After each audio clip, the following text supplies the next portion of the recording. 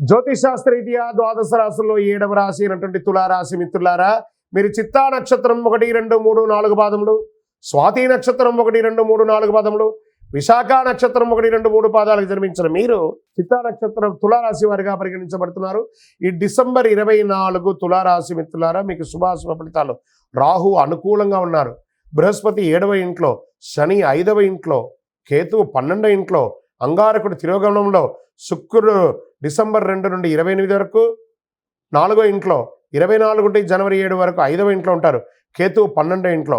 ఈ నెల శుభప్రదంగా ఉంటుందండి. కానీ గత రోజులుగా ఆర్థిక సంక్షోభం అనుభవిస్తున్న తులారాశి మిత్రులారా, మీకు వాటికి అన్నిటికీ ఉపశమనం చాలా అద్భుతంగా. సర్వత్ర సమాజంలో మీకు ప్రాధాన్యత పెరుగుతుంది. ఏ పని మొదలుపెట్టని ప్రాధాన్యత ఉంటుంది. కోర్టు కేసులు, పోలీస్ కేసులు ఇవన్నీ కూడా తొలగిపోతాయి. ఏ ప్రయత్నం తలపెట్టినా విజయవంతంగా ఉంటారు. వృత్తి, ఉద్యోగ, వ్యాపార స్థితిగతుల పరంగా, ఆదాయపరంగా మల్టిపుల్ ఇన్కమ్ సోర్స్ పెరుగుతుంది. ప్రభుత్వ మూలకంగా ధనలాభం పెరుగుతుంది. కుటుంబ సభ్యుల నుంచి శుభవార్తలు వింటారు. ఉద్యోగం కాని వారికి, వివాహం కాని వారికి ఇది ఒక అద్భుతమైనటువంటి సమయం చెప్పచ్చు. సఫలీకృతం అవుతుంది. షేర్ మార్కెట్ స్పెక్యులేషన్ చాలా కలిసి వస్తుంది. ఉద్యోగంలో ఉత్తమమైనటువంటి అవార్డ్స్ దొరికే అవకాశాలు ఉన్నాయి. మీ పనితీరుని ప్రశంసింపబడతారు.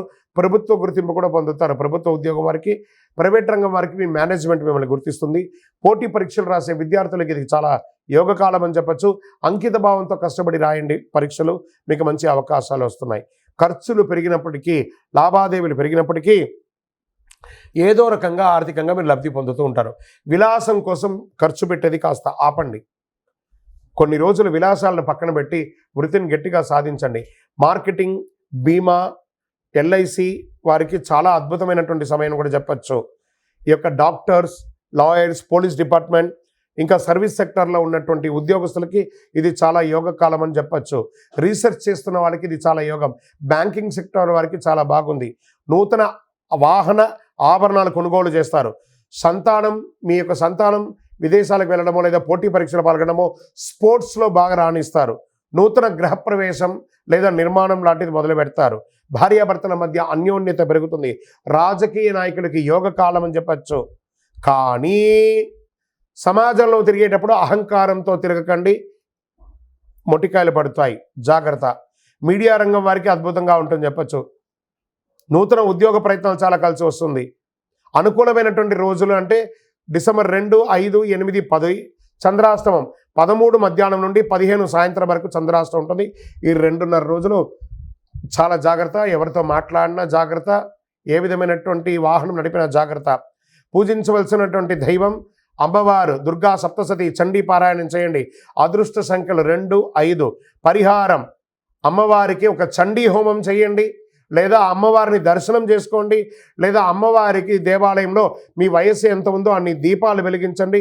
శుక్రవార రాహుకాల సమయంలో, రాహుకాలం ఉంటుంది కదా 10:30, 12 శుక్రవారం, ఆ సమయంలో మీ వయసు ఎంత ఉందో అన్ని దీపాలు వెలిగించండి.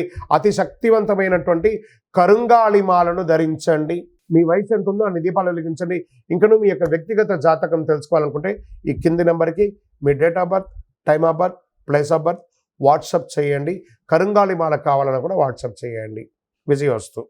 ఈ యొక్క ద్వాదశ రాశి ఫలితాలన్నీ పొందినటువంటి మన ఛానల్ ప్రేక్షక మిత్రులందరికీ కూడా శుభాకాంక్షలు. మీరు మా ప్రోగ్రామ్స్ అన్నీ చూస్తున్నారు, కానీ సబ్స్క్రైబ్ చేయట్లేదు, ఎవరికి షేర్ చేయట్లేదు. మీకు ఇక్కడ పెట్టుకొని గురుగారు బాగా చెప్పారని అనిపించిందంటే మా ఛానల్ని సబ్స్క్రైబ్ చేయండి, ఇంకొక 10 మందికి షేర్ చేయండి. వందే మాత్రం, వందే మాత్రం, వందే మాత్రం. తిరుపతికి వచ్చినప్పుడు మన అయ్యప్ప స్వామి వారి 18 అవతారాల దేవాలయం బ్రహ్మశ్రీ డాక్టర్ చంద్రమౌళి గురుస్వామి గారు నిర్మించారు. మీకోసం అక్కడ మేము ప్రార్థన చేస్తూ ఉంటాం. మన దేవాలయం ఇప్పుడు నిత్య అన్నదానం అక్కడ జరుగుతుంది.